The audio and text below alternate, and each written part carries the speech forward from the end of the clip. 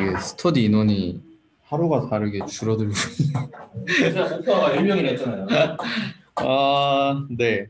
사실 좀 그래요? 아무튼 뭐 오늘 그 뭐냐 저기 AutoML 그 웨이트 앤 바이어스 라이브러리를 하려고 했는데 레이튠 뭐 그런 걸 하려고 했는데 보니까 뒤에 그 규현님이 그 뭐냐 웨이트 앤 바이어스를 하더라고요. 네. 그리고 거기에도 AutoML이 있고 제 개인적으로 레이튠은 써본 적이 없고 웨이트 앤 바이어스가 더 좋아 보여서 그거는 규현님한테 맡기고 뭐 튜닝을 할 줄 알아야 그 라이브러리를 쓸 거잖아요.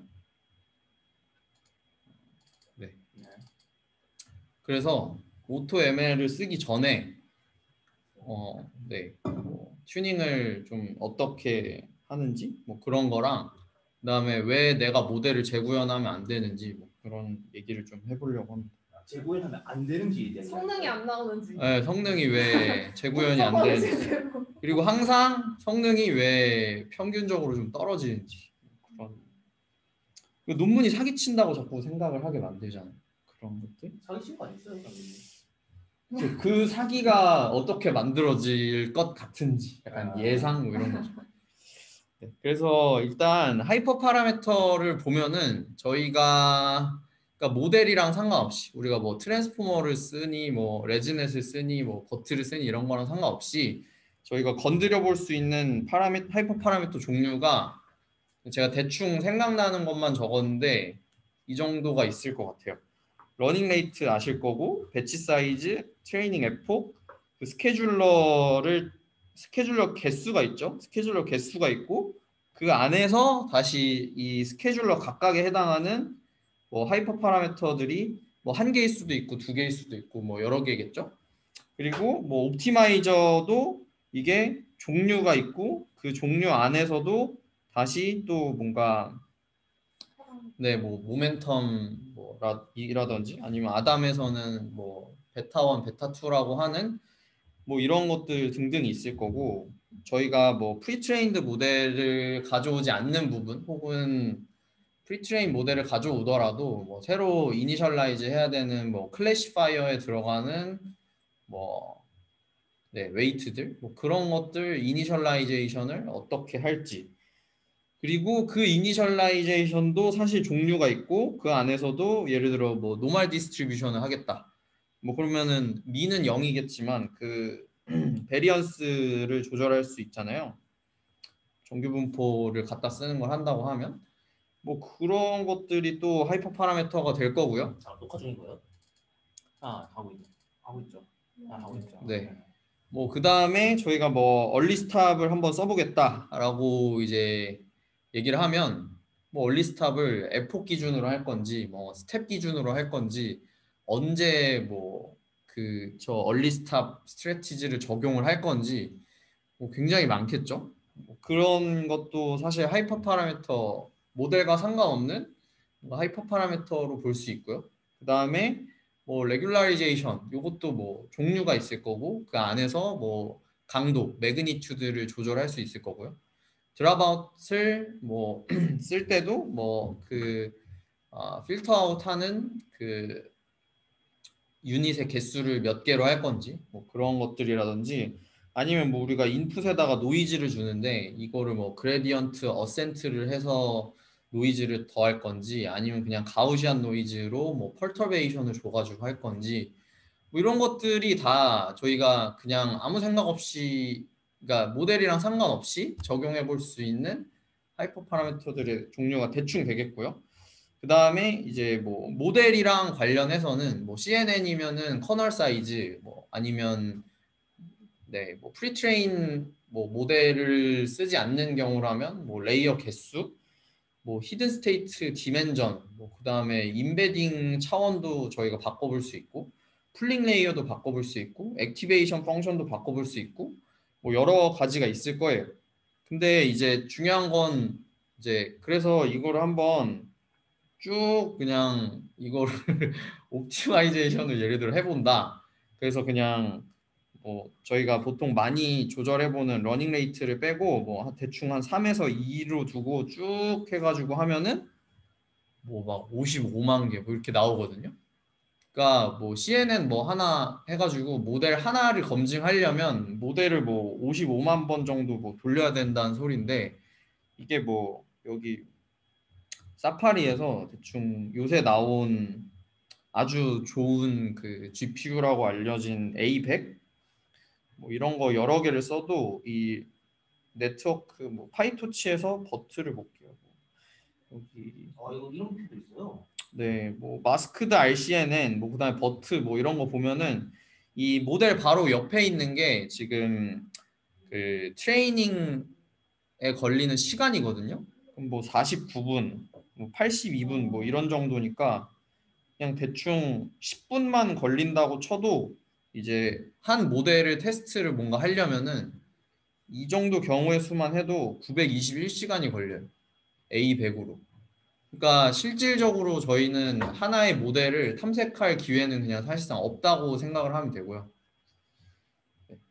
없습니다. 그럼 이제 뭔가 기준이 아무튼 필요할 텐데, 사실 이거 말고도 뭐 되게 이 하이퍼 파라미터들이 뭐 있을 수 있겠죠.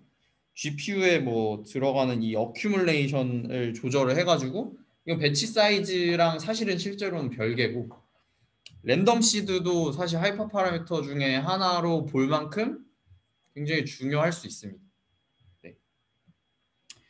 네, GPU를 몇 개를 사용할 건지, 뭐 그 모델을 체크 포인트를 만들어 가지고 이밸류에이션을 몇 번을 할 건지, 이것도 사실 다 성능에 좀 영향이 있습니다. 이걸 하나씩 좀 보면요. 예를 들어서 이제 약간 상상을 한번 해보면 어큐뮬레이션이 없는 16배치를 가진 모델이랑 그 다음에 이제 뭐 싱글 GPU를 그냥 가정을 하면은 싱글 GPU에서 16배치로 하나의 모델을 돌렸을 때 그 다음에 어큐뮬레이션을 4번 해가지고 이제 한 번 그레디언트를 쌓을 때마다 4배치씩 하면은 뭐가 더 나을까요? 똑같은 거 아닌가요? 달라요. 아니요? 결론만 말하면 달라요. 그리고 이게 경향성이 좀 뚜렷합니다. 이게 뭐 이건 약간 네, 아무튼 이 앞쪽이 훨씬 좋고요. 어큐뮬레이션을 안 쓰는 게 일반적으로 좀 더 좋은 성능이 나는데, 이건 사실 뭐 문서라든지 뭐 공식적으로 막 이렇게 돼 있는 건 아니고요. 좀 약간 생각을 해보면 이제 저희가 그레디언트를 계산을 한 다음에 이제 뭐 어큐뮬레이션을 쓴다고 하면 각 텐서에 해당하는 그레디언트를 이제 더해주는 형태로 뭐 구한 다음에 그거를 뭐 평균을 내 가지고 이제 실제로 그 텐서 파라미터 업데이트를 한다고 치면, 저희가 뭐 약간 이런 식으로 좀 생각을 해보면은 이게 왜 그럴까에 대한 힌트를 조금 얻을 수 있을 것 같은데, 우리가 뭐 어떤 그냥 하나의 텐서를 그냥 가정을 할게요. 이렇게 텐서를 하나 가정을 하고 여기에 해당하는 이제 그레디언트가 있을 겁니다. 그레디언트가 있고, 만약에 그냥 좀 더 심플리파이 하면은 우리가 실제로 이제 구해야 하는 그레디언트라고 하는 게 이제 여기에 있다고 하면은 요거를 그대로 저희가 구하진 않죠. 그렇죠? 그러니까 이게 풀 배치 베이스드라고 치면은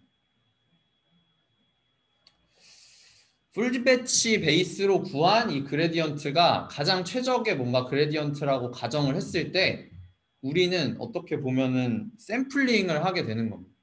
풀 배치랑 요 미니 배치가 차이가 나겠죠? 저희가 이제 샘플링을 하는 건데, 이제 만약에 그 샘플 개수 이제 어큐뮬레이션을 4번을 해서 4배치를 한다고 치면은 그 요거를 이제 저희가 추정을 한다고 뭐 약간 통계적으로 좀 가정을 한다고 하면은 저희가 실제로 관찰하는 이 그레디언트는 샘플링된 그레디언트입니다. 그리고 거기서 한 번 옵저베이션을 하는데 샘플링 하는 그 개수가 여기서는 이제 네, 4개가 되겠죠? 여기서는. 근데 요거를 4번 얻을 수 있는 겁니다. 그쵸?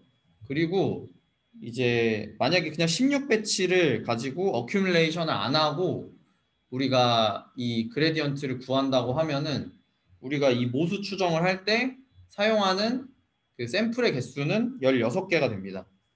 그래서 이걸 가지고 우리가 이제 뭐 추정을 하는 거죠. 그러면 저희가 표준 오차라는 걸 뭐 예를 들어 구해 볼 수 있는데 그냥 간단하게 뭐 약간 요렇게 되겠죠? 뭐 이렇게 되겠죠? 표준 오차가. 그러면 뭐 사실 표준 오차는 요거랑 또 횟수를 나눠야 되긴 하는데 이게 아마 이렇게 옵저베이션 횟수로 뭐 이렇게 나눠주면은 그 표준 오차, 그러니까 불편 추정치가 되는데 그러면 이제 요 n이 요 샘플의 개수에 해당하고요. 그래서 이제 그 첫 번째 케이스 여기에선 요 n에 16이 들어가고 그다음에 여기에는 뭐 이렇게 4가 될 수 있을 겁니다. 그럼 이렇게 했을 때 뭐 여기 이 옵저베이션이 이제 여기에서는 그 어큐뮬레이션 안 하면 1이 되고 그 다음에 어큐뮬레이션 하게 되면 어큐뮬레이션 횟수만큼 들어가겠죠. 이게 실제 크기가 뭐 네. 좀 이렇게 실제로 좀 계산을 해보면 뭐 약간 기준이 있긴 한데 어쨌든 이 n이 더 파워가 커요. 그래서 n이 크면 n의 크기가 더 중요합니다. 이 크기를 결정하는 데 있어서. 좀 그래서 이 어큐뮬레이션을 안 쓰는 게 이제 저희가 정말로 원하는 골드 어떤 그레디언트 이런 걸 구하는데 좀 도움이 돼서 어큐뮬레이션을 안 쓰는 게 좀 더 좋은 성능을 내지 않나 추측을 하고요. 페이님, 네, 질문이 하나 있는데요. 네, 그 지금 설명해주신 스탠다드 데비에이션 같은 경우에는 저희가 일반적으로 그 모분포에서 샘플링을 할 때의 스탠다드 데비에이션이잖아요. 네. 근데 그 경우에는 리플레이스가 가능한 케이스를 보통 이렇게 계산하는데 저희는 일반적으로 전체 데이터셋을 리플레이스 없이 하나씩 다 써가면서 에포크 학습을 하잖아요. 그 경우에도 이게 똑같은 해석을 할 수 있는 건가요? 그러니까 복원이 안 된다는 거죠? 복원 추출이 네네네. 아니라서요? 네, 같은 데이터를 다시 쓰지 않는 형태니까요. 예, 예, 예. 맞아요. 이게 좀 약간 굉장히 좀 전제가 뭐 여러 개 심플리파이된 버전이긴 한데 혜성님 말이 맞아요. 그래서 좀 요런 제가 그냥 생각을 한번 해본 거고 좀 이게 정확하지 않을 수는 있는데 어쨌든 좀 실험적으로는 그냥 해봤더니 뭐 성능이 그냥 낮다 뭐 이렇게 얘기하긴 좀 그렇잖아요. 그래서 조금 생각을 해봤는데 뭐 아닐 수도 있습니다. 근데 경험적으로는 아주 일관되게 이 여러 실험에서 어큐뮬레이션을 안 쓴 게 좀 높더라고요.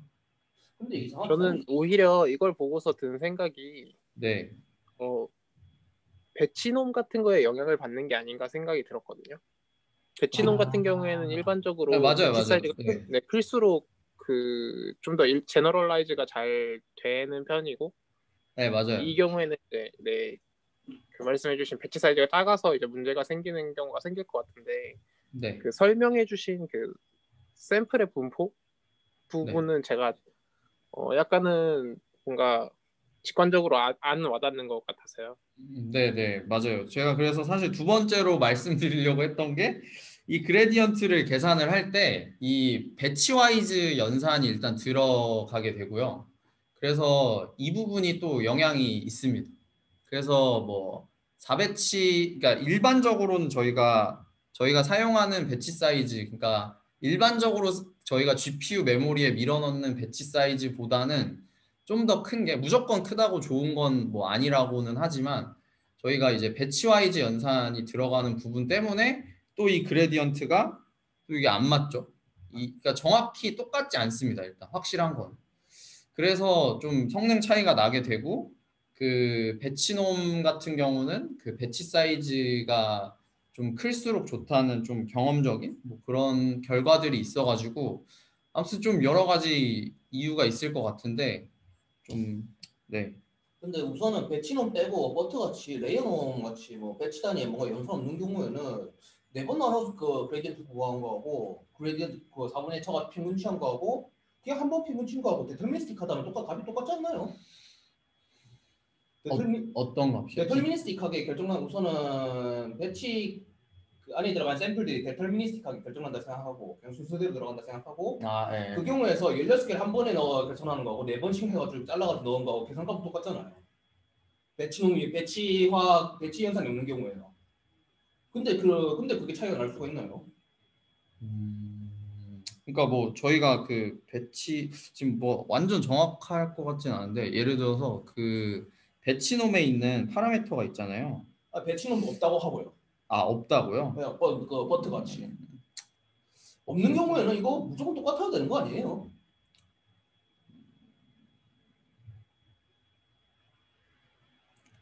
배치가 포함이 안 되는 경우는 방금 태성님이 말씀하신 그런 영향은 아마 없겠죠? 네, 그거 없으면 아예 똑같잖아요. 저 형이 그 첫 번째 샘플에 대한 영향도 아예 없고 보시고 관계없잖아요, 저거는.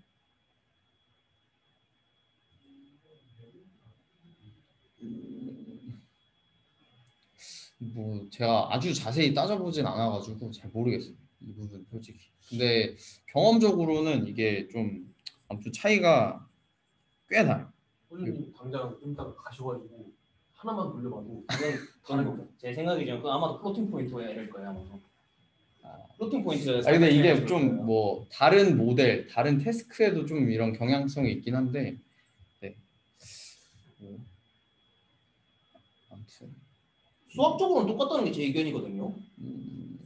그레디언트 플로팅 포인트가 일어날 수 있긴 한데 그레디언트 계산할 때 배치 와이즈 연산이 없으면 아무 상관없다. 아무 상관없다. 제 의견이에요. 이건 제 생각이에요. 근데 뭐 거의 다 들어가잖아요. 모델에서. 당장 버터 안 들어가잖아요. 버트가 아예 없나? 레이어는 밖에 없잖아요.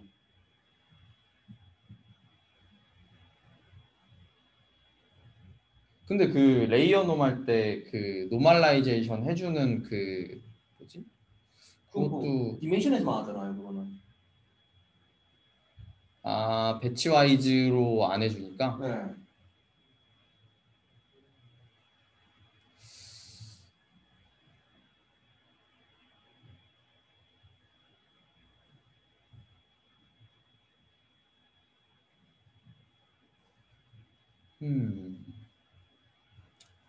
그 부분까지는 잘 모르겠네요. 네.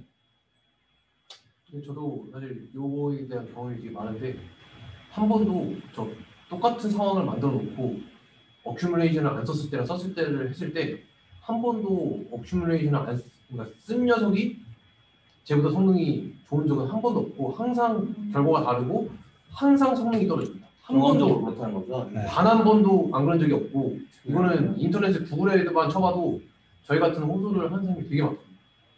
그러니까 수식적으로 말씀하신 대로 수식적으로는 뭔가 모습을 계산하고 뭐 합쳐주고 하는 부분이 뭐 평균을 때리고 어쩌고 그게 다 같아야 될 것 같은데 네.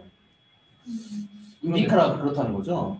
단 한 번도 그러니까 다를 뿐만 아니라 결과가 다른 것도 이상한데 결과가 다를 뿐만 아니라 항상 저는 저쪽이 무시하다. 안 쓴 어큐뮬레이션을 안 쓴 쪽이 무시하다. 한번 심심할 때 한 번만 시험 보여주시죠. 네, 뭐 만약에 발레가 있으면은 다른 분들이 한번 해보고 알려주시면. 근데 일단 결과는 달라요. 네.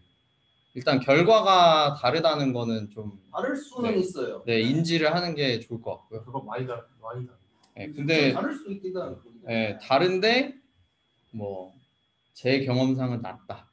약간 그냥 이 정도만 가져가셔도 괜찮을 것 같고요. 그다음에 좀 넘어가 보겠습니다. 그래서 이 평가를 하는 횟수도 뭐 제가 예전에 그 랩 세미나 할 때 발표했던 거긴 한데 이게 뭐 expected 뭐 validation performance라는 뭐 이런 게 있는데 그냥 기대되는 그 모델 퍼포먼스라고 생각을 하시면 되고 이 X축이 뭐 저희가 좀 임의로 생각을 해봤을 때 모델을 평가하는 횟수라고 보면 되고요. 뭐 여기 이렇게 좀 음영이 있는 부분은 그 스탠다드 디비에이션으로 그 성능의 좀 분포 뭐 이런 거를 1 스탠다드 디비에이션으로 좀 나타낸 거라고 생각을 하시면 되고 뭐 다른 세팅은 전부 다 같습니다. 모든 세팅이 다 같다고 했을 때 이제 여러 번 이제 평가를 할수록 이렇게 좀 기대되는 성능, 그러니까 기대되는 사실 최고 성능이죠. 그런 게 좀 높았다라고 생각을 해주시면 되겠습니다. 그리고 요 부분은 뭐 평가를 기준을 저희가 매길 수 있겠죠. 그래서 아예 트레이닝이 끝난 다음에 평가를 한 번 할 수도 있고, 그 다음에 에폭마다 한 번 할 수도 있고, 그럼 뭐 5에폭이다라고 하면은 이 초록색이랑 뭐 5배가 차이가 나겠죠. 그러면 얘는 뭐 이론상으로는 얘는 5번 더 하게 되는 겁니다. 그리고 만약에 에폭 한 번에 뭐 10번을 이밸류에이션을 한다고 하면 이렇게 좀 차이가 많이 납니다. 이밸류에이션을 언제 하느냐에 따라서 저렇게 차이가 나요? 횟수가 다르니까요. 예를 들어서 똑같이 그냥 5회폭이라고 치면 얘는 이제 50번을 하고 얘는 실제로 5번을 평가를 하고 얘는 한 번 평가하겠죠. 네. 그래서 요 트레이닝 횟수에서 차이가 나기 때문에 이제 요 세팅을 요렇게 가져와 보면은 요렇게 좀 다 차이가 납니다. 여러 가지. 이거 뭐 프리트레인드 LM에만 한 거긴 한데, 네. 그래서 모델 평가를 많이 할수록 이제 무조건 최고 성능이 좋은 모델을 좀 찾을 수 있어요. 밸리데이션 퍼포먼스에 한해서. 왜요? 왜 높아져요? 그러니까 뭐 예를 들어서, 그러니까 뭐 단순히 생각해 보면 이렇게 로스 펑션이 있다고 했을 때 이렇게 너무 작은 게 너무 빨리 들어가니까 많이 들어갔어. 뭐 한 번, 그러니까 한 번 이렇게 평가를 해서 요거에 대한 측정을 해본 거랑 뭐 여기서도 해보고 여기서도 해보고 뭐 여러 번 해볼수록 더 낮은 지점을 찾기가 쉽겠죠. 정확히 어디가 뭐 하는지 잘 모르니까. 더 높은 지점 찾을 수도 있잖아요. 더 많이 하고. 그렇죠. 근데 그러니까 이게 더 높은 지점이요? 그렇죠. 네. 근데 그게 근데- 지금 경향성을 보인다는 거잖아요. 지금 많이 할수록. 그렇죠. 네. 근데 학습을 한다는 거는 로스 펑션을 낮추는 방향으로 학습을 진행을 하는 거니까 뭐 맞은 걸 발견할 수 있는 경우의 수가 늘어난다는 거죠. 기묘하네요. 네. 그렇습니다. 그래서 막 뭐 기대값도 낮아지고 뭐 당연히 최고 성능, 최고의 밸리데이션 퍼포먼스도 당연히 좀 좋아지게 됩니다. 네, 그렇고요. 그 다음에 이제 랜덤 시드 부분인데 결론만 말하면은 아주 좋은, 그러니까 글로벌하게 좋은 랜덤 시드가 있을 수 있다는 거고요. 그런데 네, 믿을 수가 없네요. 믿을 수가 없죠. 왜 그런지 몇이에요? 네? 시드가 몇이래요? 아, 글로벌한. 그러니까 그거는 뭐 예를 들어 우리가 어떤 태스크를 어떻게 그러니까 어떤 태스크를 어떤 모델과 조합하느냐에 따라서 당연히 저 프로미싱한 시드라고 하는 게 달라지겠죠. 여기서는 이제 프리트레인드 LM 플러스 여기 세 개의 태스크를 가지고 실험을 한 거고요. 그랬을 때 뭐 예를 들어 뭐 지금 여기서 사실 좀 잘 안 보이긴 하는데 요 노란색 약간 요 노란색을 한번 보면요. 얘는 아예 학습에 실패합니다. 이 콜라, 그러니까 그 문법 맞추기 뭐 이런 걸 보면 실패를 하고요. 이게 뭐 정확히 어느 선인지는 모르겠지만 요 라인 아니면은 여기 있는 뭐 요쪽에 있는 라인처럼 보이는데 뭐 네. 그리고 여기서도 여기 있는 뭐 라인이 되겠고요. 그래서 뭐 이런 것들을 좀 살펴봤을 때 이제 이 시드들은 전부 다 이 RT라는 태스크에 대해서는 아예 실패를 하겠고요. 그래서 이제 뭐 중간에 이제 뭐 그러니까 메시지를 하나 하자면 아무 랜덤 시드나 그러니까 뭐 모델을 아예 새로 아이디어를 내서 구현을 했는데 성능이 뭐 랜덤으로 찍는 것만큼 예를 들어 나온다라고 했을 때는 한 번은 시드를 바꿔봐야 된다. 내가 버그가 있을 수도 있지만 물론 그게 확률이 더 높겠지만 시드를 바꿔봐야 할 필요성이 없진 않다. 마지막 한 번. 딱 한 번. 내가 아무리 봐도 이 디버깅을 아무리 해봐도 그런 경우가 있어요. 뭐 네. 아무튼 차라리 근데 솔직히 말해서 하이퍼파인터 숫자 하나만 바꾸면 좀 효과가 더 크잖아요, 그게. 그렇지 않아요. 그렇지 않아요. 왼손 시드가 이길 때가 있어요. 와, 믿을 수가 없네요. 이게 이제 그런 거 뭐 많이 못 봤어요. 논문 중에 그 어떤 뭘 하나 바꿨을 때의 성능과 랜덤 시드를 바꿨을 때 그 베리언스 사이에서 그거를 넘어야 이긴다 막 이런 논문들이. 네, 맞죠. 랜덤 시즈는 결국에 모델의 베리언스를 뜻하는 거잖아요. 네.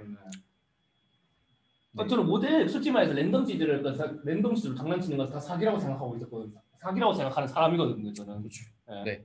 이제 그래서 뭐 여러 번 다른 시드로 사기예요, 그거는. 여러 번 다른 시드로 돌린 다음에 그 다음에 그 모델의 어떤 평균과 스탠다드 디비에이션을 보고를 하고 내가 만약에 경쟁 모델이랑 하겠다. 그러니까 뭐 모델 A와 B가 있다.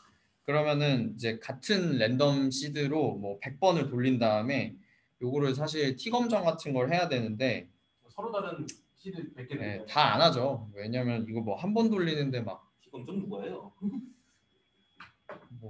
근데 뭐 시그니피컨트 뭐 어쩌고 하는데 막 사실 막 3번 5번씩 돌리는데 이 3번 5번 돌리는 게 좀 논란이 많아요.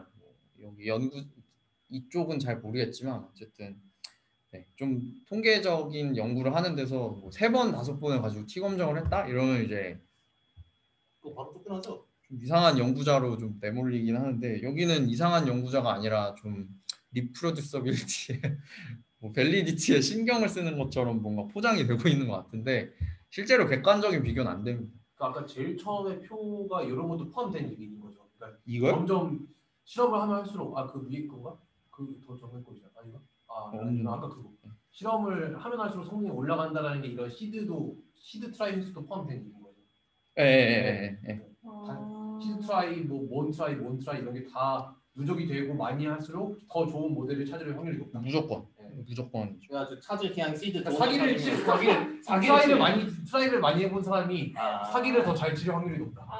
사기는 아닌 거죠. 잘 찾는 거죠. 체리 피킹을 잘하는 거죠. 체리 피킹을 잘할 수 있는 확률이 높아진다. 많이 트라이. 체리 킹을 찾을 수 있다. 그 논문 리뷰하는 사람 절대 100번 안 돌릴 거잖아요. 맞아요. 당연하죠. 그런 시간이었죠. 그래서 뭐 그러니까 정말 보장이 되는 거는 2%에서 3% 정도는 뭐 물론 단언하기는 어렵지만 뭐 무조건 같은 모델에 대해서 테스트 스코어가 높은 시드를 좀 찾을 수 있고요. 저건 일종의 모델의 베리언스라고 볼 수가 있잖아요. 네, 모델 베리언스죠. 모델 SST 같은 경우에 모델 베리언스가 되게 적은 경우고 지금. 그렇죠. 이게 그러니까 약간 뭐 경향성이 당연히 있겠죠. 쉬운 태스크고 트레이닝 데이터가 많으면 이런 게 좀 없겠죠. 모델 베리언스가 작겠죠. 네, 모델 베리언스가 작아지니까 뭐 이런 것도 좀 한번 고려를 해보면 좋을 것 같습니다. SST는 지금 그 시드 바뀌어도 거의 차이가 없다는 뜻인 거죠? 네. 그러니까 모델에 뭘 하든 모델을 고정하는 그 활동을 더 수렴한다. 네, 그러니까 이게 왜냐면 이게 뭐 한 98% 이렇게 나와요. 모델들이 이 그러니까 얘가 콜라도 꽤 뭐한 작은 베리언스. 뭐 한 70% 내외인가? 뭐 지금 제가 리더보드를 잘 안 봐서 모르겠는데 버트가 뭐 한 70%? 그러니까 어려울수록 좀 심하죠. RT 같은 경우는 개판이면 시드가 요거 여기 지금 있네요. 여기 세로축이 이게 0.6, 뭐 여긴 0.75, 0.8. 그러니까 이게 어떤 기준의 점수가 높을수록 좀 더 안정적입니다. 일단 당연히 데이터 개수의 차이가 있기 때문에 뭐 약간 뭐 이런 난이도만 생각해 보면은 뭐 이게 좀 더 불안정해야 될 것 같은데 이건 아마 뭐 트레이닝 개수가 좀 다르거나 뭐 그럴 수 있겠죠. 근데 어쨌든 이런 경향성이 있을 수 있다라는 거. 혹시 각자만의 매직 넘버 있으신가요? 좀 약간 저는 42, 전 그냥 한 2에서만 42는 87, 2.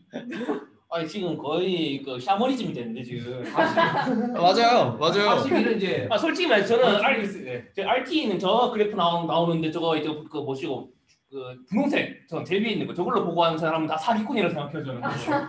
사기꾼 그거. 다들 너무 그렇게 하는 거 아니야? 다들 자기 뽑은 것 중에서 분홍색 내는 거잖아. 그래도 사기꾼이란 욕을 먹어야죠. 그래서 아니 지금 전체 머신 러닝 세계가 지금 다 저런 식으로 하는 거 아니, 아니야? 욕을 쳐먹어야 돼 저거는. 그럼 우리는 문 닫아야 돼요. 욕을 먹어야 돼. 어쨌든 욕을 먹어야 돼요 전 저거는. 세계적으로 지금 저렇게 하고 있는 거죠.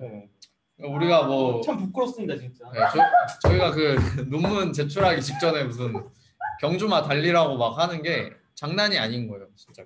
그러니까 제가 봐서 이 머신 러닝계의 이 연구의 행태가 약간 어쩔 수 테스트 뽑은 그냥 내는 거 약간 뭐 지금 그런 뭔가 가이드라인이 명확하게 있는 것 같지 않거든요. T검정 해야 돼요. T검정. 네, 막 그런 게 없으니까. T검정 해야 돼요. T검정 도입해가지고 T검정 안 한 놈들 다 쫓아내야 돼요.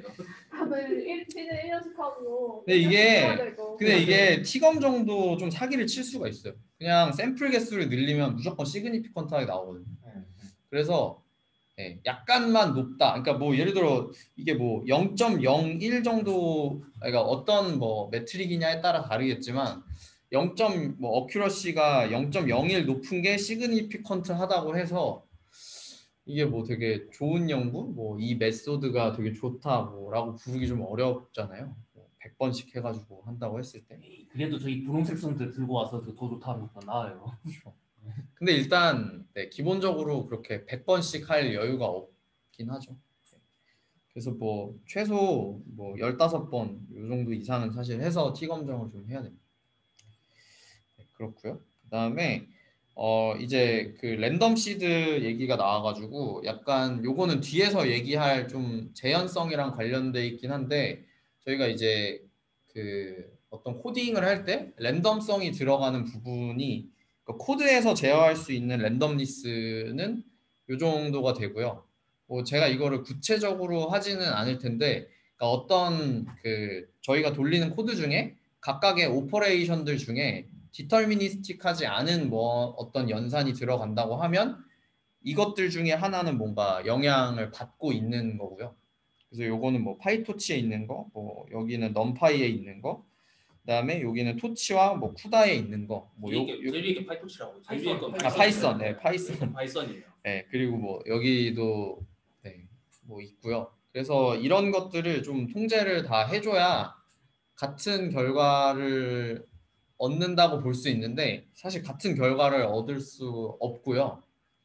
그래서 하드웨어가 뭐 다 똑같아야 됩니다. 이게 쿠다 버전이 바뀌면서 또 그 뭐지 바뀌는 부분이 있다고 하더라고요. 그래서 뭐 자세한 거는 그 리프로듀서빌리티 요 문서 같은 것들을 좀 링크를 걸어 놨으니까 쿠다 다큐멘테이션이랑 이런 것들을 좀 확인해 보시면 좋을 것 같습니다. 저는 대부분 차이 없다고 들었어요. 근데. 그래요? 대부분 그러니까 그 뭐지 리프로드 그저 토치만 잘 설정하면 다 똑같이 나온다고 들은 것 같아요. 그 당장 저희 고대 서버 안에서 다 똑같은 코드에서 다 CPU 똑같은 기준으로요. 네, 그렇죠. 근데 저희 고대 서버 안에서 다른 서버로 옮겨가는 순간 바로 바뀌거든요. 값이. CPU가 달라도 안 돼. CPU가 달라서 그 인텔 CPU하고 암드 CPU하고 차이 있다는 것을 네. 저번 NLP 그 과정에서 증명을 해버려가지고. 근데 CPU도 같고 GPU도 같아도 이거 뭐 다 맞춰야 돼요. 뭐 플랫폼 버전, 토치, 쿠다, 베스트죠 그게. 네, 다 맞춰야면은 완벽히 다 맞추면 재현이 되더라고요. 완벽히 다 맞추면 다. 네. 근데 저도 예전에 경험이 그 고대 서버 있을 때 238, 251, 252 서버 이렇게 세 개가 완전한 게 동일한 스펙이었는데 그때도 그 코드를 가지고 동일한 그 뭐지 저희 공용으로 쓰는 디스크가 뭐였죠? 나스요. 나스에다가 똑같이 코드 넣어놓고 똑같이 서버 세 개 다 다르게 돌리니까 똑같이 돌려도 성능이 다르게 나오거든요. 근데 그거를 쿠다 버전이랑 다 일치를 시키고 완전히 동일하게 일치를 시키면은 리프로듀스가 됩니다. 그래서 결론적으로 하고 싶은 말은 어쨌든 하드웨어 차이도 있고 플랫폼 뭐 쿠다 모든 걸 다 맞춰야 GPU까지 다 맞춰야 엔비디아 드라이버 버전까지 다 맞춰야 리프로듀스를 할 수 있다. 그거 플러스 저 시드처럼 사기예요 사기. 그래서 이제 뭐 이따가 얘기할 거지만 내가 뭔가 저 어떤 모델을 재현하고 싶다라는 생각은 안 하는 게 좋다는 게 제 결론이고요. 포기하세요. 어느 정도 되면은 됐다 하는 거. 그냥 비슷하게 나오면은 맞겠거니 하는 게 정신 건강에 좋고. 왜냐면 이게 불가능한 그 정확히 어떤 세팅 값들을 밝히고 있지 않아 가지고 뭐 예를 들어 TPU에 돌렸다 이런 것들도 저희가 사실 알 수가 없죠. 그리고 아까 말씀드렸던 것처럼 어큐뮬레이션 같은 거 쓰게 되는 순간 일단 재현이 안 되기 때문에 뭐 그런 것들도 이제 어플레이션은 말 안 하더라고요 녹음에. 네. 그냥 안 하죠. 그냥 중요한 거 아닙니까? 애초에 뭐 쿠다 버전 같은 것도 일단 안 알려주니까 그런 게 좀 어렵다는 얘기고요. 그리고 이제 그 하이퍼 파라미터 튜닝인데 이제 뭐 튜닝은 여러 가지 방법이 있고 뭐 저희가 라이브러리 같은 것도 쓸 수 있겠지만 사실 손으로 하는 게 좀 빠를 수 있고요. 손으로 하는 거를 좀 방법 기준 이런 것들을 좀 자료 여러 가지를 좀 참고해 가지고 알려드리겠습니다. 안녕하세요. 손으로 해요? 네, 손으로 해야 돼요. 그 좋은 툴 오토ML이랑 그 툴 어디 갔어요 도대체? 오래 걸려요. 그러니까 이게 예를 들어서 직관이 있어 베스트. 그러니까 그러니까 자원과 저희가 GPU가 무한하다고 하면 당연히 저런 라이브러리가 좋겠지만 제한된 시간과 시간과 뭐 GPU 자원을 이 있을 때는 무조건 손으로 하는 게 훨씬 좋습니다. 아, 그래요? 그 결국에는 코딩을 해야 되니까. 예, 예, 예, 예. 그리고 뭐 이따가 좀 설명을 드릴게요. 근데 뭐 일단 그러니까 손으로 할 때 뭐 베이지안 뭐 이런 건 못 할 텐데 저희가 이제 그리드 서치랑 랜덤 서치 중에 정해야 되는데 결론부터 말씀드리면은 랜덤 서치가 더 좋다는 거고요. 네. 뭐 그런 부분들은 제가 여기 링크 같은 걸 좀 달아놨으니까 한번 좀 찾아보시면 좋을 것 같습니다. 그러니까 이유는 그 파라미터들 간의 어떤 임포턴스가 다르기 때문에 생기는 좀 이슈라고 생각해 보시면 될 것 같고요. 네, 뭐 이 그림을 한번 참고해 보시고 뭐 이거 CS231에는 약간 그 관련 글이 있던데 뭐 이런 것도 한번 찾아보면 좋을 것 같습니다. 이따가 올려주세요. 네, 여기 링크 네 자료요. 네 자료 올려드리겠습니다. 그래서 저희가 그 이제 그럼 이제 랜덤 서치가 더 좋다. 랜덤 서치는 단순히 뭐 저희가 어떤 파라미터를 탐색할 범위를 정해두고 그 안에서 랜덤으로 그 값을 추출해가지고 하이퍼 파라미터로 넘겨준다는 거겠죠. 뭐 이제 그렇게 가지고 뭐 저희가 튜닝을 한다고 했을 때 우선순위를 좀 정해놓고 해야 괜찮습니다. 왜냐면 아까 보셨던 것처럼 뭐 55만 번을 다 중요하다고 했을 때 55만 번을 돌릴 수가 없잖아요. 그래서 뭐 연구자들 사이에서 좀 룰이 좀 있는 것 같은데 일단 뭐 제 경험적으로는 러닝 레이트가 가장 중요했던 것 같고 두 번째가 좀 배치 사이즈 영향이 좀 컸던 것 같은데 뭐 여러 자료에서 러닝 레이트 얘기를 많이 하고요. 그다음에 이 뭐 앤드류잉이 그 딥러닝.ai 유튜브에서 뭐 밝혀놓은 좀 그 중요한 것들 뭐 이런 것들을 좀 설명한 영상 링크를 드렸는데 여기도 역시 러닝 레이트랑 미니 배치 사이즈가 좀 중요하다 뭐 이런 것들을 좀 얘기를 많이 하고 있습니다. 네. 그래서 좀 뭐 제 개인적으로 생각하는 이제 베스트 프랙티스는 모든 걸 다 러닝 레이트 기준으로 맞추면 좋겠다는 생각이고 뭐 실제로 이거 업데이트된 그 CS231N 2019 렉처 노트를 보니까 거기도 러닝 레이트 찾는 얘기밖에 없더라고요. 그래서 그걸 참고해서 뭐 제 그냥 개인적인 경험 뭐 이런 거랑 섞어서 지금 말씀을 드리면은 저희가 그냥 모델 파라미터 리스트를 쭉 놓고 이제 뭔가 튜닝을 해야 된다고 하면은 다른 거는 다 안 쓰고 그러니까 안 쓰고 이제 러닝 레이트 스케줄러를 일단 꺼야 돼요. 그러니까 거기서 뭐 스케줄링을 하게 되는데 러닝 레이트 그 업데이트 할 때마다 러닝 레이트에 영향을 주게 되니까 이 스케줄러를 꺼야 이제 좀 그 기본적인 테스트를 할 수 있게 되고 일단 트레인을 합니다. 트레인을 하는데 좀 러닝 레이트가 초반에 빨리 떨어지는 게 무조건 좀 좋더라고요. 그래서 경험적인 거죠? 네네네. 경험적으로 그 좀 초기에 러닝 그 로스가 낮아지는 게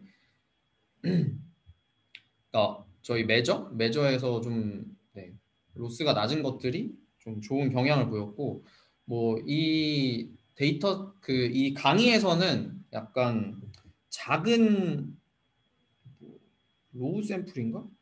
뭐 데이터를 좀 적게 해가지고 뭐 100% 어큐러시가 나오게 오버피팅을 하라고 얘기를 하는데 잘 모르겠어요. 해본 적이 없어서 잘 모르겠는데 데이터 셋 핸들링하기 만약에 귀찮으시면은 그냥 해보고 좀 그러니까 한마디로 러닝 레이트에 대해서 얼리 스타핑을 하는 거죠. 요것도 사실 그냥 감으로 좀 해야 됩니다. 유의미하게 로스가 갑자기 떨어지는 구간을 저희가 항상 발견을 하잖아요. 뭐 그런 구간을 기준으로 좀 비교를 해보면서 러닝 레이트를 한번 해보시면 좋을 것 같습니다. 그다음에 두 번째는 이제 좀 이게 얼추 찾는 거죠. 그러니까 대충 그런 러닝 레이트를 어느 정도 찾은 다음에 이번에는 이제 다른 러닝 레이트에 또 영향을 끼치는 이제 러닝 레이트 스케줄러를 킵니다. 뭐 코사인 어닐링이든 뭐 웜업 스텝이든 뭐 이런 걸 켜가지고 저희가 이제 세팅한 임의의 값을 두고 그 다음에 또 비슷하게 다시 찾습니다. 얼리 스테이지에서 좀 좋아지는 것들을 찾고요. 그 다음에 저희가 이제 스텝 1에서 찾은 이 러닝 레이트를 기준으로 이 주변 값들을 조금 더 이제 뭐 코어스 파인딩이라고 해야 되나? 아무튼 좀 더 촘촘하게 값을 좀 많이 써가지고 찾으면은 이제 좋은 러닝 레이트를 좀 찾을 수 있게 되고요. 그 다음에 이때 배치 사이즈는 네, 무조건 좀 최대한 키우는 게 무조건 좋습니다. 최대한 키워서 해주시면 좋을 것 같고요. 네. 배치 사이즈는 그냥 클수록 좋은 것 같더라고요. 네. 경험적으로 그냥 크면 좋아요. 배치는. 그러니까 뭐 네, 저희가 뭐 몇 천 개 뭐 이런 그러니까 이게 사실은 뭐 전체 데이터셋과 이 배치 사이즈의 어떤 비율 뭐 요거에 따라 좀 달라질 텐데 일반적으로 저희가 사용하는 모델 그 크기가 네, 뭐 이거를 예를 들어 이 비율을 뭐 저희가 60%뭐 이렇게 할 수가 없잖아요.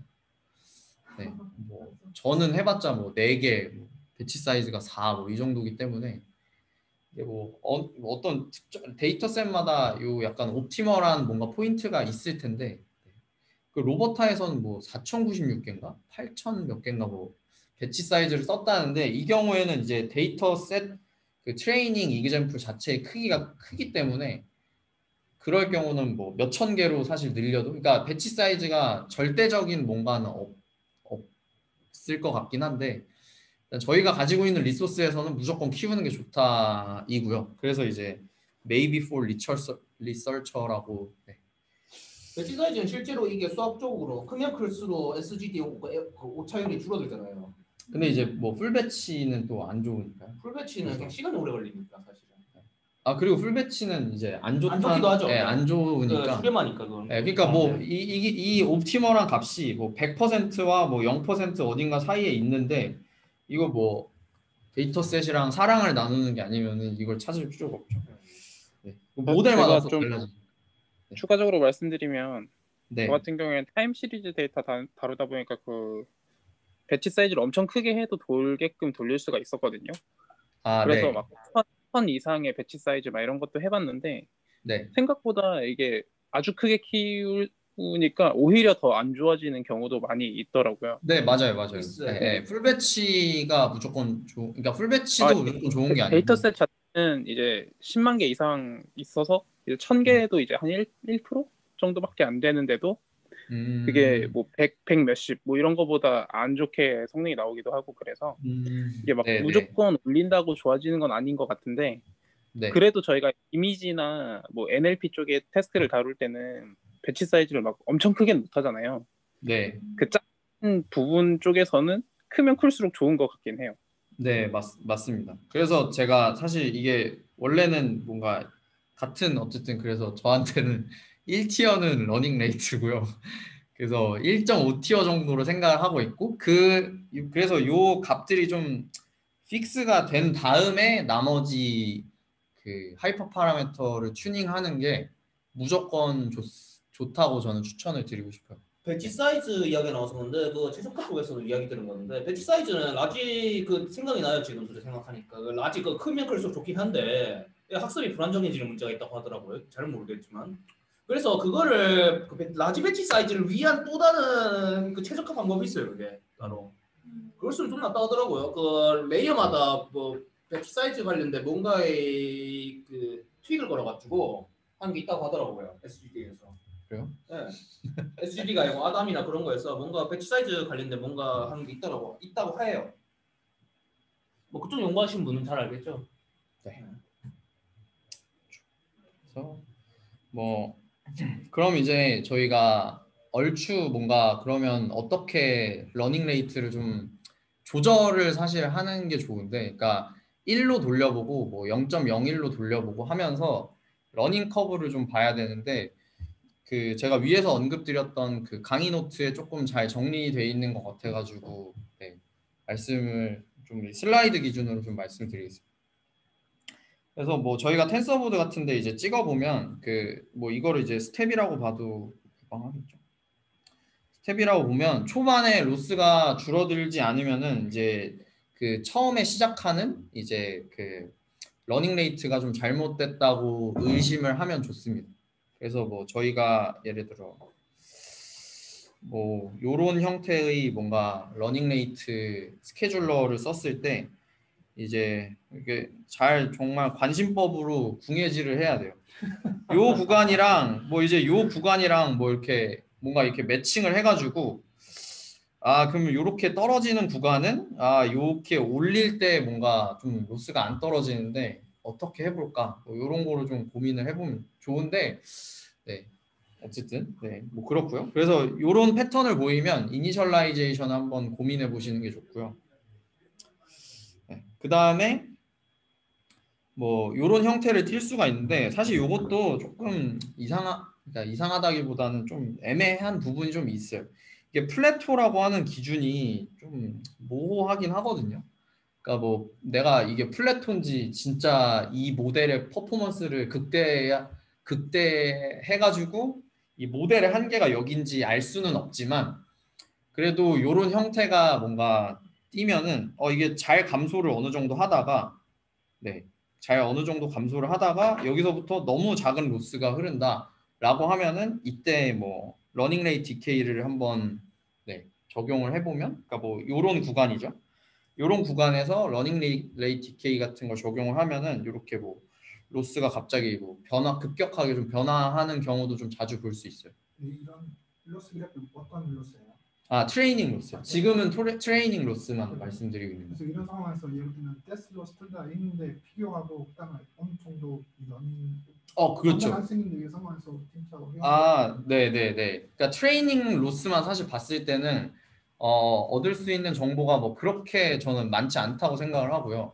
그러니까 이 플래토인지 아닌지 확인을 하려면 밸리데이션 로스랑 반드시 비교를 해봐야 플래토인지 뭐 아닌지 뭐 알 수 있습니다. 플래토가 이렇게 수렴은 아니죠, 저게? 그냥 평탄한 평탄하냐. 그러니까 뭐 실제로는 약간 어떤 특정한 기준을 가지고 지터링을 하겠죠. 이렇게 지터링 되는 로스 러닝 커브 같은 걸 보면은 로스를 보면은 좀 생각을 해보면 좋을 것 같습니다. 근데 이게 이밸류에이션 하는데도 사실 시간이 오래 걸려요. 그래서 뭐 제 추천은 아까 처음에 이제 그 러닝 레이트를 대충 찾자고 했죠. 그 스테이지 1에서 대충 러닝 레이트를 찾을 때 좀 이 트레이닝 로스만 좀 보고 뭐 하면은 나쁘지 않지 않을까 정도로 저는 생각을 하고 있고요. 물론 그 다음에 좀 자세히 내가 그 러닝 레이트를 튜닝하고 싶다라고 하면은 그 러닝 레이 스케줄러의 그 다음에 여기서 뭐 이따가 보여드릴 거지만 밸리데이션 로스 요 세 개의 어떤 다이나믹을 좀 생각을 해보면 어느 정도 옵티멀한 좀 러닝 레이트를 찾을 수 있습니다. 그러니까 옵티멀하다는 게 뭐냐? 그러니까 모델 베리언스보다는 작은 범위, 그러니까 더 옵티멀한 러닝 레이트가 당연히 있겠지만 거기서 더 좋은 걸 찾아봤자 성능 향상이 굉장히 미미한 정도의 러닝 레이트는 좀 빠르게 찾을 수 있다. 약간 이 정도로 말씀드리고 싶습니다. 저 네. 질문이 있는데요. 네. 그 플래터에서 러닝 레이트 오히려 낮춰야 된다는 거는 어떻게 그 그림으로 해석해 주실 수 있나요? 그러니까 뭐 약간 이런 거죠. 예를 들어 여기서의 기울기가 이 부분에서 갑자기 굉장히 낮아진다라고 판단이 들면 이 부분에서 러닝 레이트 디케이를 적용해 볼 만하다. 약간 이런 얘기입니다. 그러니까 제 말은 이제 왜 줄여야 되냐? 얘를 뭐 키울 수도 있는 거고 뭐 그런 거잖아요. 그거는 제가 자료를 나중에 올려드리면 좋을 것 같은데 네. 네. 로스 펑션을 좀 3D 시각화한 뭐 자료 같은 게 좀 있는데 이게 웜업 스케줄러를 쓰는 이유랑 좀 비슷하거든요. 뭐 요거랑 관련된 논문들이 있는데 그러니까 결론만 말하자면 저희가 그레디언트 디센트로 옵티멀한 값들을 좀 찾아갈 때 이런 구멍이 있다. 약간 요런 게 요지고요. 그래서 저희가 이니셜 포인트로 할 때는 뭐 굉장히 뭐 요렇게 돼 있을 수 있겠죠. 뭐 그래서 이 부분에서 뭐 이렇게 빠르게 옵티마이제이션을 이렇게 하다가 저희가 요런 부분을 만났을 때는 요렇게 스텝 사이즈가 너무 크면 이 구멍 안으로 들어가지 못하고 이렇게 핑퐁을 한다는 좀 내용의 논문과 좀 본문들이 있거든요. 뭐 그런 아이디어에서 이런 그러니까 러닝 레이트 스케줄러라는 러닝 레이트 디케이라는 게 탄생한 이유 자체가 좀 이런 모티베이션이 있어서 탄생한 걸로 알고 있어가지고 그런 부분은 한번 제가 글이나 논문을 좀 공유를 드리겠습니다. 첨언을 하자면 SGD에서 그레디언트에 그 차를 집어넣는데 이게 당연히 그 러닝 레이트가 작을수록 그 그레디언트 SGD 하는 그 스텝 사이즈가 베리언스 자체가 되게 작아지게 되겠죠. 왜냐하면 작아지죠. 러닝 레이트가 작아지는 그 값이 작아지니까 그 베리언스가 작아지게 되고 베리언스가 작다는 것은 그 모델의 그 뭐라고 할까요? 그 그레디언트 이거 그 좋은 단어가 있었는데 글로벌 옵티멈이요? 글로벌 옵티멈 말고 그 모델의 베리언스라고 해야 될까요? 모델의 이거 아까 베리언스. 최적화에서 배웠는데 기억이 안 나네요. 최적화 수업에서 나와요. 저 다 까먹었어요. 최적화에서 나와요. 네, 알겠습니다. 네, 감사합니다. 모두 캠퍼스 찾아보겠습니다. 네네. 모두 클래스 너무 작으면 이렇게 플랫폼도 나오는데. 네, 그렇죠. 네. 그래서 그게 그 네. 알파란다. 그 러닝 레이트가 크면 그레디언트의 그 베리언스가 커지게 되고 그 결과 그 SGD의 안정성이 떨어지게 되죠. 그 경우 이제 스텝이 너무 크다 보니 스텝이라기보다 그 옵티마이저하는 파라미터가 계속 그 베리언스가 커지니까요. 그게 변동성이. 그렇죠. 네. 네. 그래서 그래서 어느 정도 그 변동성을 수렴하기 위해서 러닝 레이트를 줄여요. 네. 그 베리언스 제가 궁금했던 건 그러니까 러닝레이트 줄이는 이유는 뭐 저기서 뭐 주워 들었는데 근데 플래터에서는 어떤 관계가 있나? 그러니까 플래터라는 상황에서 어떤 관계가 있나가 조금 이해가 안 돼가지고. 러닝 레이트는 사실 줄이면 어느 정도 그렇게 베리언스가 줄어들어 괜찮긴 한데 문제는 뭐냐? 러닝 레이트를 줄이게 되면 학습이 느려요, 좀 많이. 느리죠. 네. 그래서 최대한 이득 취하려고 최대한 많이 떨어진 다음에 러닝 레이트 디케이라는 거죠. 근데 그러니까 그럼 이게 저게 로스 플래터라는 게 그냥 저렇게 생겨서 플래터라. 그러니까 제가 생각한 거는 그 전체 로스 그래프가 그 로컬 옵티마는 아닌데 굉장히 학습이 느려지는 구간 그걸 말한 건 줄 알았거든요. 네네네. 느려지는 네. 건 아니고 로스가 이제 뭔가 그냥 저 로스 그래프가 저 플래터에 닿았다는 그 말이군요. 네네, 네, 맞습니다. 알겠습니다. 네. 제가 착각하고 있었네요. 네, 네. 알겠습니다. 네. 뭐 그 다음에 만약에 좀 요런 경우도 좀 볼 수 있는데 디케이를 했더니 그러니까 이 상황은 뭐 간단하게 얘기를 하자면 러닝 레이트를 그냥 고정을 했을 때 러닝 레이트를 고정을 했는데 이 구간부터 굉장히 좀 로스의 변화가 미미하다라고 하면은 요 정도 스텝 때 뭐 여기 나누기 러프하게 뭐 2를 한다든지 뭐 10을 한다든지 뭐 요런 식으로 아니면 곱하기로 해가지고 뭐 0.1을 한다든지 뭐 이런 여러 가지 좀 트릭을 적용을 해볼 수 있겠고요. 나누기 많이 쓰더라고요. 네, 뭐 너무 나이브하죠. 나누기. 완전 나이브하죠. 나이브한데 그래도 뭐. 네, 근데 뭐 아래는 LM 학습할 때 뭐 그런 거 많이 하던데. 네, 그럼 완전 휴리세.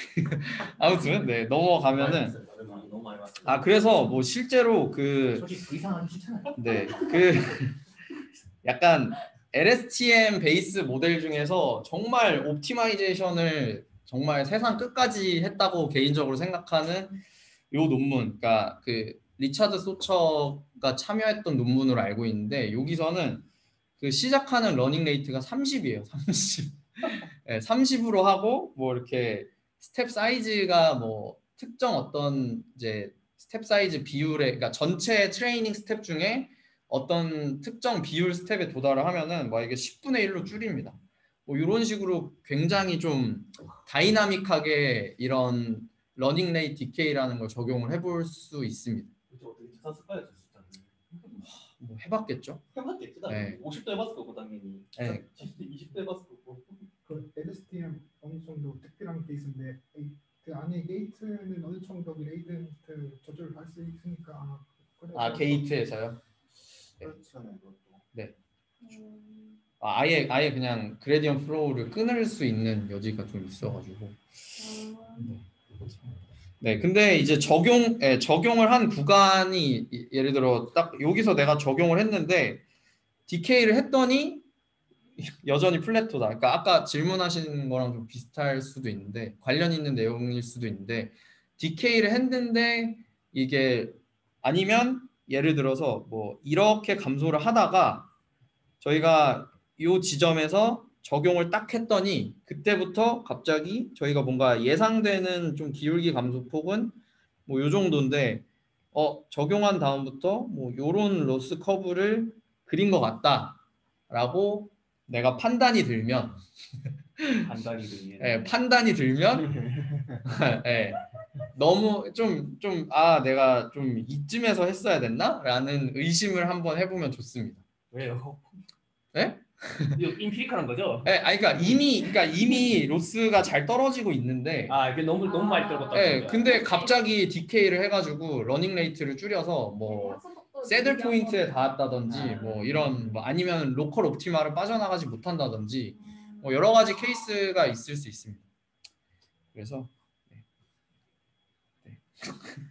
변수가 너무 많죠. 근데 뭐 여기에 지금 모멘텀도 들어가고 뭐 온갖 지금 변수들이 다 고려가 안 되는데, 그러니까 이게 러닝 레이트가 가장 중요한데 이거 하나만 지금 내가 핸드크래프티드로 막 해도 시간이 없어요. 그래서 러닝 레이트부터 하면은 굉장히 좋습니다. 자, 이제 그래서 어느 정도 이제 됐다 싶으면은 그 다음에 저희가 뭐 코어스 그레인드 뭐 파인딩을 만약에 한다 그러면은 그때부터는 이 밸리데이션 로스를 측정을 하는 게 좋습니다. 근데 이 밸리데이션도 사실은 조금 뭐 데이터셋이 굉장히 많고 모델이 큰 경우에는 뭐 이런 곡선이라는 걸 그리기 힘들 정도로 좀 밸리데이션 횟수를 많이 못하는 경우도 있어요. 예를 들어 뭐 내가 평가를 뭐 10번 하면 이게 2시간 걸린다. 뭐 이런 경우는 사실 이 밸리데이션 로스를 그리는 것 자체가 좀 효율이 나지 않을 수 있습니다. 그래서 제 생각에는 이 CS231N 요 강의에서도 트레이닝 로스만 보여주다가 밸리데이션 로스까지 보여주는 거를 좀 나중 슬라이드에 넣었지 않나 싶고요. 그래서 어느 정도 정한 다음에는 밸리데이션 로스랑 같이 보면은 이제 저희가 알고 있는 뭐 오버피팅 또는 뭐 언더피팅 뭐 이런 문제들을 생각을 해보면서 해볼 수 있을 겁니다. 뭐 요거는 사실 너무 기본적인 거니까 그냥 넘어갈게요. 네, 뭐 이런 그래프 많이 보셨죠? 네. 뭐 오피팅 됐다, 오피팅 안 됐다. 그런 거예요. 언더피팅이에요? 네, 갭이 없다. 뭐 갭이 없으면 언더피팅이에요. 갭이 없는데 이제 어큐러시는 학습을 시킬수록 뭐 좋아지다가 이렇게 많다. 이러면은 왜냐면 이게 무조건 밸리데이션 로스, 그러니까 무조건 오버피팅이라는 현상이 일어나야 더 좋은 모델을 찾았다고 볼 수 있겠죠. 그래서 오버피팅을 적당히 시키고 어느 정도 선에서 이렇게 끊어주는 게 항상 좋은데. 사실 저 갭이라는 것도 우리 임이잖아요. 그쵸. 네. 갭이라는 게 사실 전 저 모델 정말 마음에 드는데 저는. 네, 절대적이지 않은 게 사실 문제죠. 전 저런 모델 좋아요. 저는. 네. 그 트레이닝하고 밸리데이션하고 차이 없다는 거죠. 환상적인 모델이에요. 네, 근데 이것 더큰 모델 쓰면은 아마 트레인 발리데이션 엄청 많이 올라가고 발리데이션 조금만 올라가는데 아마 이 모델보다 더 성능 더 덜 거예요. 그 네. 모델 써가지고 뒤에 위에 만드는 순간 이제 랜덤 시드 피팅해야 된다고요. 그러기 싫어요 저는. 네. 이게 뭐 완전 그러니까 이게 국룰이라는 게 없다. 국룰이 없기 때문에 일단 연구자의 감이 되게 중요하고요. 그래서 그 슬라이드에도 그 DJ가 되게 디테일하게 음향을 만지는 막 그런 믹서에 음향을 만지는 그림을 넣었는데 아무튼 그 강의 슬라이드에 있어요. 보여드릴까?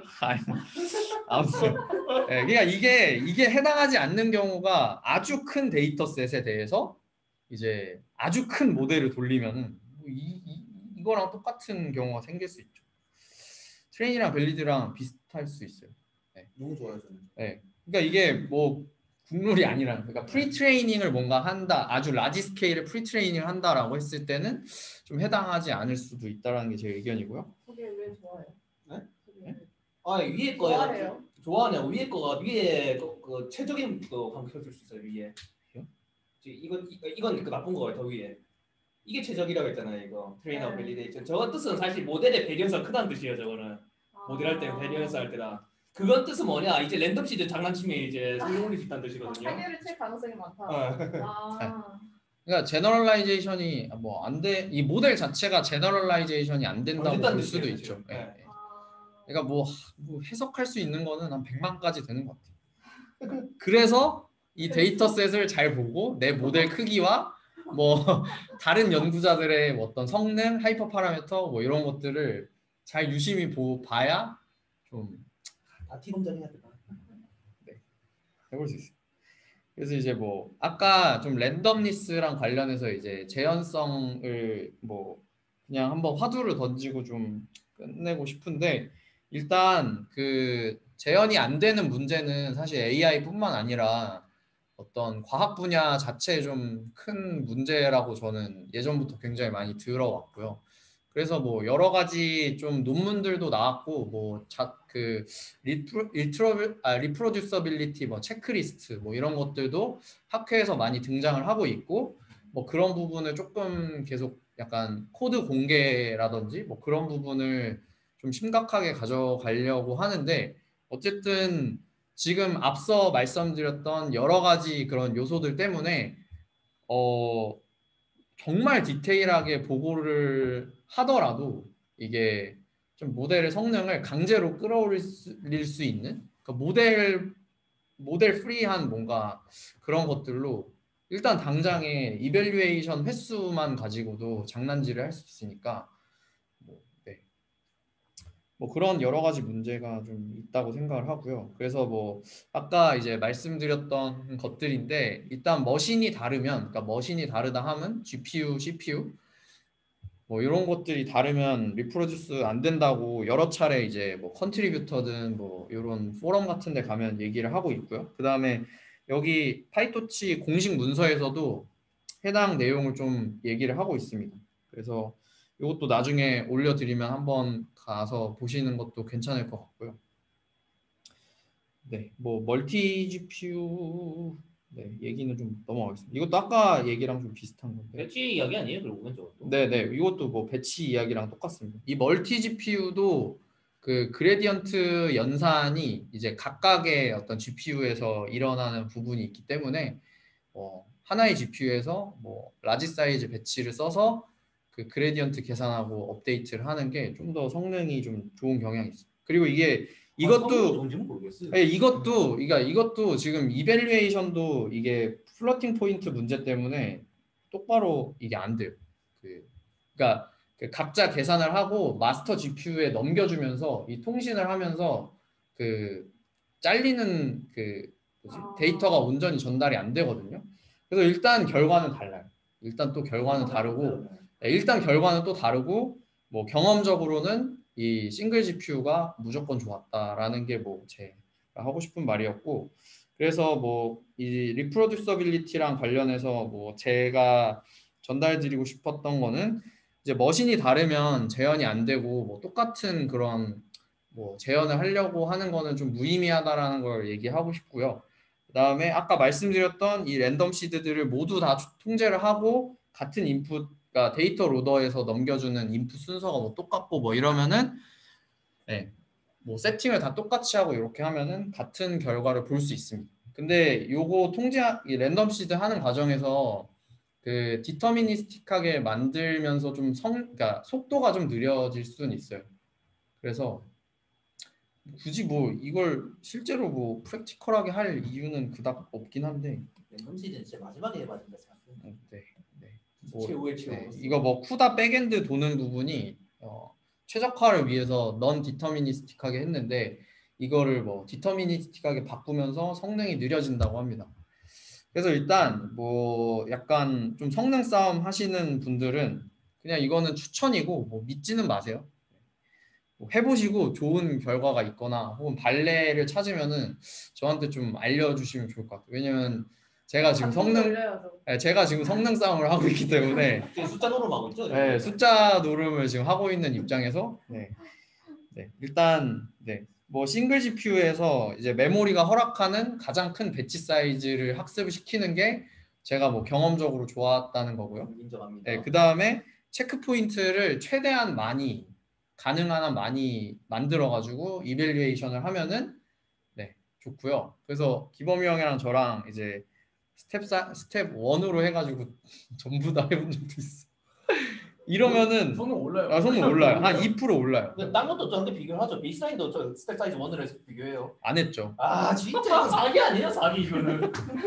사기 아니에요. 지금 성능 지금 떨어지는 걸로 지금 베이스라인 비교하고 지금. 왜냐면 그런 걸 보고할 의무가 없기 때문에. 와. 근데 뭐 믿을 수가 없다 진짜. 근데 이거는 뭐 제가 뭐 상도덕이 없는 걸 수도 있지만 이거는 다른 연구자들 아는 사람은 하는 거고 모르는 사람은 안 하고 있는 뭐 그런. 평생 모르고 싶었는데. 네, 근데 이게 모르는 사람 입장에서 이걸 알게 됐을 때 배신감이 굉장히 클 수 있어서 저희 연구실 분들은 이걸 불편한 진실을 알고 갔으면 좋겠고요. 그다음에 또 약간의 트릭은 이제 저희가 리더보드에 테스트 결과를 만약에 보내면은 이 보내기 전에 저희가 베스트 파라미터를 예를 들어 찾았어요. 그러면은 그 파라미터를 고정을 해두고 이 트레인 셋이랑 밸리데이션 셋을 그냥 합쳐버린 다음에 이걸 합친 거를 학습을 시켜서 뭐 평가는 해봤자 어차피 의미가 없죠. 저희가 가지고 있는 거는 이미 학습 그 트레이닝 이그젬플에 포함된 뭐 이런 것들이니까 그냥 테스트 셋을 보내면은 더 일반적으로 데이터 셋이 많아지니까 일반적으로는 좀 더 높은 성능을 기대할 수 있습니다. 아 리더보드 올릴 때요? 네, 리더보드 올릴 때요. 아 리더보드 올릴 때. 네, 내가 테스트 그 정도 클릭 정도 해볼 만하죠. 살짝 사기지만 해볼 만하죠. 이런 거 뭐 캑을 하시는 분들도 퇴근할 때 하니까 이거는.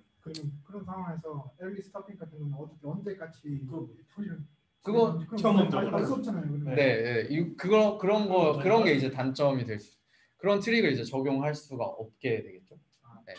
밸리데이션 로스라는 걸 저희가 구할 수 없으니까 저 데이터셋을 형성한 다음. 그러면 저거를 밸리데이션 셋을 한 반 정도 쪼개가지고 반만 트레이닝 셋에 넣고 그 나머지 밸리데이션 반으로 조금 약간 얼리 스타핑 같은 거를 찾기 위한 정도로 살짝만 쓰면 되지 않을까요? 그것도 사실 저는 나쁘진 않다고 생각을 하는 게 이게 어떤 걸 보면은 예를 들어 트레이닝 셋을 한 10,000개로 뒀으면은 내가 생각했을 때 밸리데이션 셋은 한 1,000개는 돼야 될 것 같은데 이 1,000개로 안 두고 10개 둔 것도 있어요.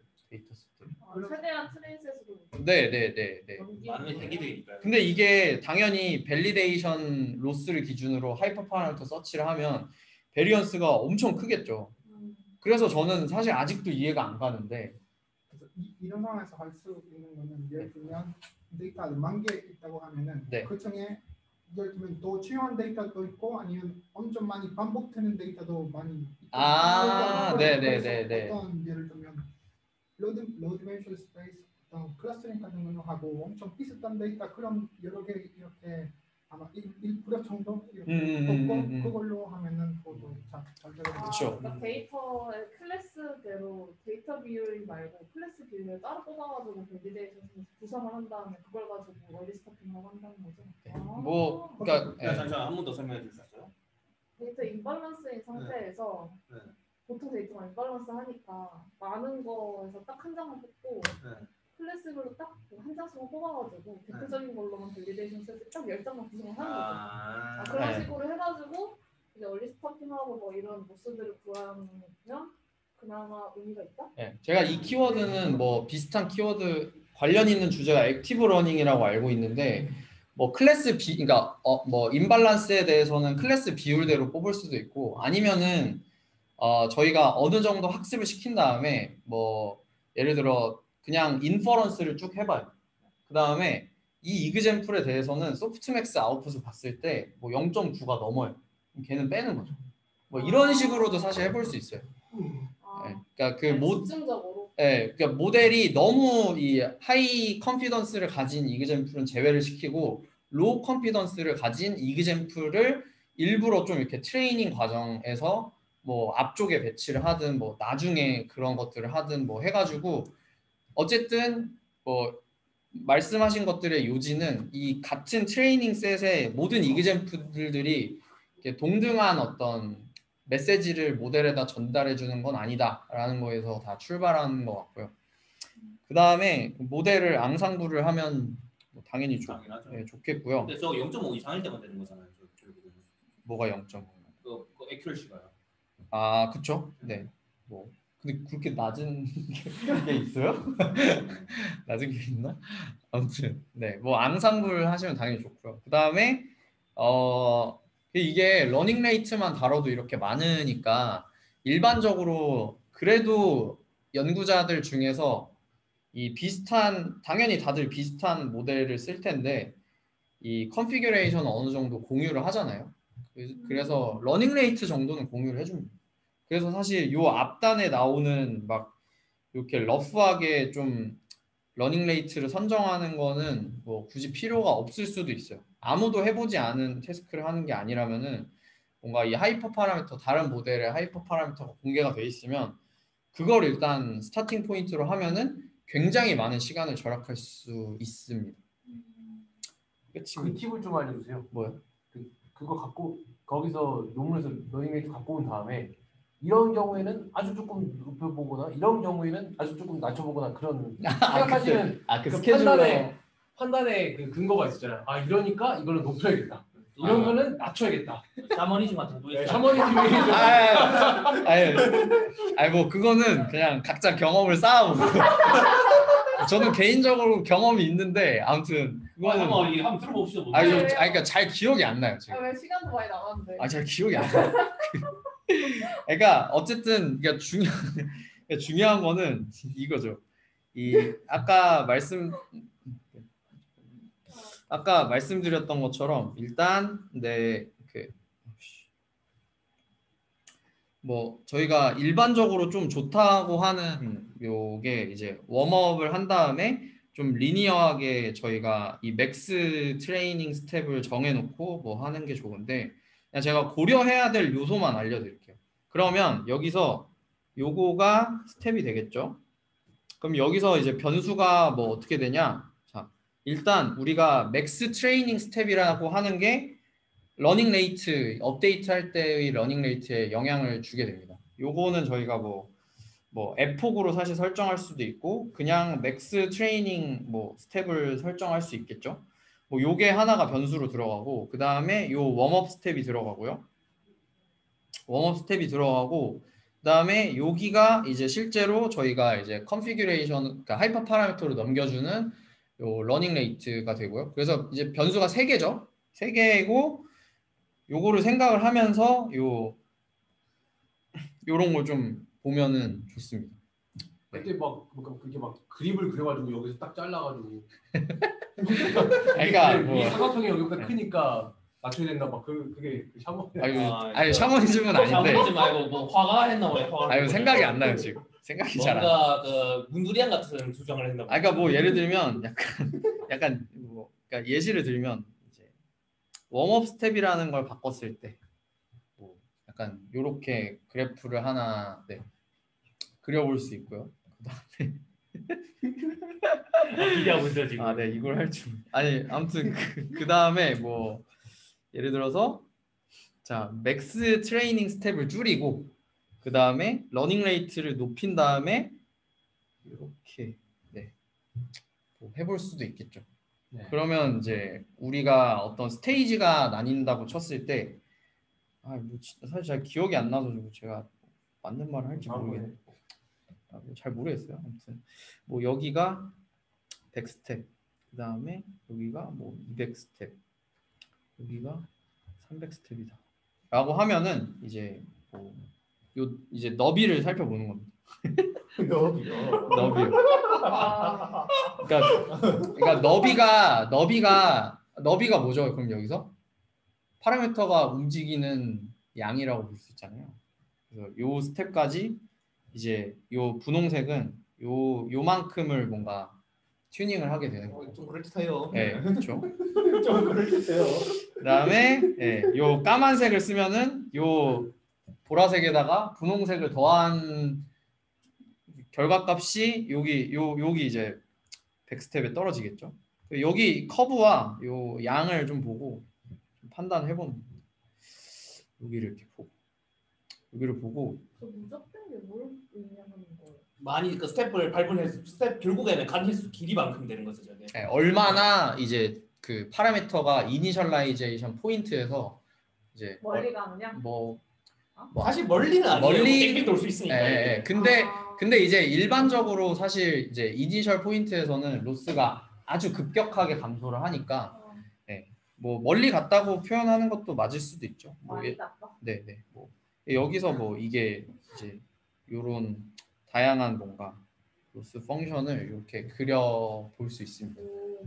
그 다음에 뭐 여기서부터 아까 말씀드렸던 좀 뭐 기울기가 내가 기대한 것보다 다른 애들이랑 비교했을 때 갑자기 뭔가 달라진다든지 뭐 이런 것들을 좀 생각을 해보면은 약간의 성능 향상을 좀 기대해 볼 수 있는데 사실은 이 웜업 스텝은 약간 룰이 있어요. 그 트레이닝, 그러니까 맥스 트레이닝 스텝 기준으로 10%, 아니에요? 0.1. 네, 10분의 10%라는 룰이잖아요. 10%라는 룰이 있긴 한데 그래도 뭐 사실 저는 저거를 한번 웜업 스텝을 엄청 옮겨봤거든요.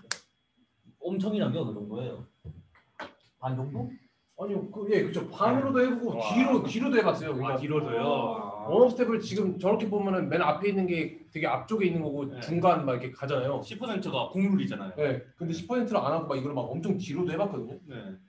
그랬는데 되게 재밌는 결과가 사실 많이 나왔는데 결론적으로는 그냥 어차피 이걸 건드리나 러닝레이트를 건드리나 비슷하니까 그냥 요거는 그냥 국룰대로 놔두고 러닝레이트를 건드리기 낫겠다라는 결론을 얻었습니다. 네.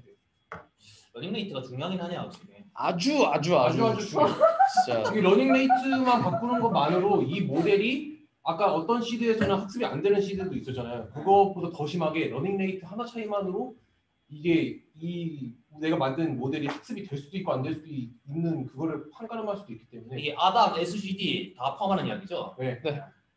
그래서 제 추천은 이제 내가 건드릴 게 이렇게 배치 사이즈 그다음에 뭐야 러닝레이트가 스케줄러 그거 위에 있지 않았어요?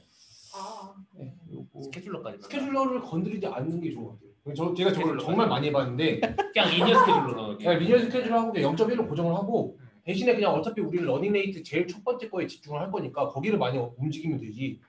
근데 사실 저도 결과를 낸 게 러닝레이트를 고정시키고 웜업 스케줄러의 그 웜업 스텝을 바꾸면서 변하는 걸 받고 이걸로 최적치를 찾을 수 있더라고요. 또 그러니까 러닝레이트는 놔두고 러닝레이트를 놔두고 저 스케줄러의 웜업 스텝을 바꾸면서 조절할 수도 있거든요. 근데 어쨌든 결론은 저거나 앞에 거 러닝레이트를 건드리나 똑같다. 그리고 러닝레이트 훨씬 쉽죠. 네, 더 쉬우니까 그냥 웜업 스케줄러는 그냥 국룰대로 0.1을 쓰고 네. 그냥 저거를 앞에 걸 건드리는 게 낫더라라는 제 결론이 있어요. 정신 건강이 좋다. 네, 제가 웜업 스텝을 좀 많이 건드려봤는데 그러니까 정말 좋은 팁들 많이 얻어가네요. 피땀 눈물이 피땀 눈물이 막 이렇게 어디 수업에서도 들을 수 없는 이야기들. 정말 트레이닝을 많이 해봐야 이제 얻을 수 있는.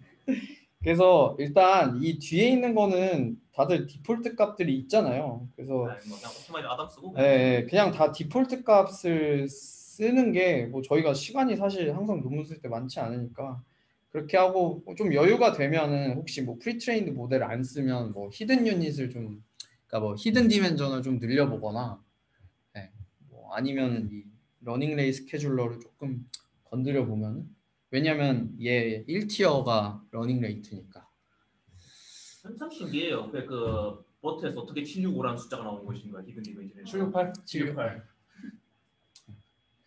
이해 배수 중에서 이해 그 익스포넨셜 중에서 하나 잘하는 거 아니에요? 768 이해 익스포넨셜. 아니구나. 512, 256, 251 아니구나. 네. 되게 이상한 숫자잖아요. 그거. 네, 아무튼 그러면 마치겠습니다. 768. 네, 768이 뭐의 숫자인가요? 16으로 하면 48이라고요. 헤드 개수니까 48개가 들어가니까요. 맞아. 그 헤드 개수랑 그 연관 헤드 개수랑 있잖아요. 연관이 헤드 개수랑 뭐였지 그 모델 그래도 이상한 숫자네요, 좀.